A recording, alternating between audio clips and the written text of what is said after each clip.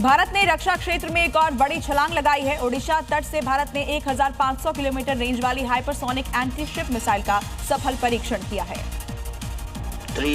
ये missile Mac 5 से अधिक की रफ्तार से उड़ान भरती है, यानी आवाज की गति से 5 गुना तेज। इतनी तेज गति के कारण ये दुश्मन के रडार और एडवांस डिफेंस सिस्टम को चकमा देने में सक्षम मानी जा रही है। ये उपलब्धि भारत को उन चुनिंदा देशों की श्रेणी में खड़ा करती है जिनके पास हाइपरसोनिक तकनीक मौजूद है। समुद्री सुरक्षा को मजबूत करने की दिशा में ये एक निर्णायक कदम माना जा रहा है। और बड़ी खबर है, लखनऊ में आज बीजेपी प्रदर्शन करेगी। नारी शक्ति अधिनियम खारिज होने पर जुलूस निकाला जाएगा। सीएम योगी की अगुवाई में जुलूस निकलेगा। डिप्टी सीएम समेत कई नेता शामिल होंगे।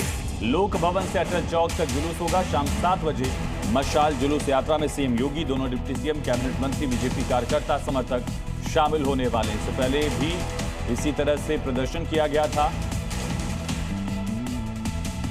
संभल के कसेरुआ गांव में कब्रिस्तान और ग्राम समाज की भूमि पर मस्जिद और कई मकानों के अवैध निर्माण का मामला सामने आया है। देखिए रिपोर्ट। जिसके बाद अब संभल में एक बार फिर बुलडोजर एक्शन की तैयारी चल रही है, क्योंकि तहसील न्यायालय से इस मामले में बेदखली के आदेश जारी करने के साथ ही तहसीलदार ने मौके पर पैमाइश भी करवाई। हालांकि आदेश के खिलाफ मस्जिद कमेटी डीएम कोर्ट पहुंची है। कोर्ट की कार्रवाई पूरी होते ही मस्जिद के खिलाफ आगे की कार्रवाई की जाएगी। साथ ही सरकारी जमीन पर बने मकान को लेकर भी लोगों को अल्टीमेटम दे दिया गया। और बड़ी खबर है, यूपी के बिजनौर से जहां मुख्यमंत्री योगी आदित्यनाथ बिजनौर का दौरा करेंगे, कई प्रोजेक्ट्स की सौगात देंगे। जनसभा को भी संबोधित करेंगे योगी आदित्यनाथ। पश्चिमी यूपी का जिला बिजनौर, जहां मुख्यमंत्री योगी आदित्यनाथ दौरा करने वाले हैं, करोड़ों की सौगात देंगे, जनसभा को संबोधित करेंगे। अगले साल के चुनाव की तैयारियां अभी से तेज दिख रही हैं। सीएम योगी आदित्यनाथ ने यूपी के श्रमिकों को बड़ी सौगात देते हुए श्रमवीर गौरव समारोह 2026 में घोषणा की।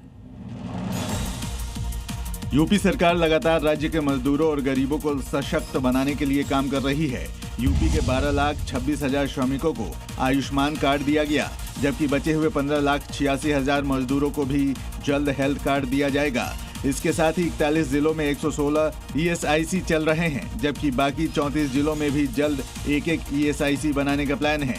मजदूरों के लिए योजनाओं का ऐलान करते हुए सीएम योगी ने कहा कि मजदूरी न देने वालों का सरकार काम तमाम कर देगी। और अब दिखाते हैं आपको राजधानी दिल्ली की 5 बड़ी खबरें। दिल्ली की मुख्यमंत्री रेखा गुप्ता ने दरअसल रेन वाटर हार्वेस्टिंग अभियान का औपचारिक शुभारंभ किया। रोहतास नगर में विशेष कार्यक्रम के दौरान सीएम ने कहा कि जो लोग घर या संस्थान में वर्षा जल संचयन सिस्टम लगाएंगे, उन्हें पानी के बिल में 10% तक छूट मिलेगी। दिल्ली के थाना बड़ा हिंदू राव क्षेत्र में एक व्यापारी से 50 लाख की लूट का पुलिस ने खुलासा कर दिया है। लूट की वारदात में शामिल एक कांस्टेबल को गिरफ्तार किया गया। अब तक 7 आरोपियों को गिरफ्तार किया गया है। दिल्ली के सीमापुरी में एक दामाद ने ससुर की चाकू से गोदकर हत्या कर दी। आरोपी अपनी पत्नी से मारपीट कर रहा था। ससुर ने बीच बचाव किया। गुस्से में दामाद ने दिल दहलाने वाली वारदात को अंजाम दिया। दिल्ली क्राइम ब्रांच ने हत्या के प्रयास में वांटेड आरोपी को गिरफ्तार किया है। फरवरी में आरोपी मारपीट और फायरिंग की वारदात में शामिल था। सीसीटीवी फुटेज के आधार पर आरोपी को पकड़ा गया। कमर्शियल सिलेंडर के दाम में हुए जबरदस्त बढ़ोतरी पर आम आदमी पार्टी ने बीजेपी सरकार पर हमला बोला। आतिशी ने कहा, बीजेपी के अच्छे दिनों का असली चेहरा सामने आया। बीजेपी का जनता को रिटर्न गिफ्ट है।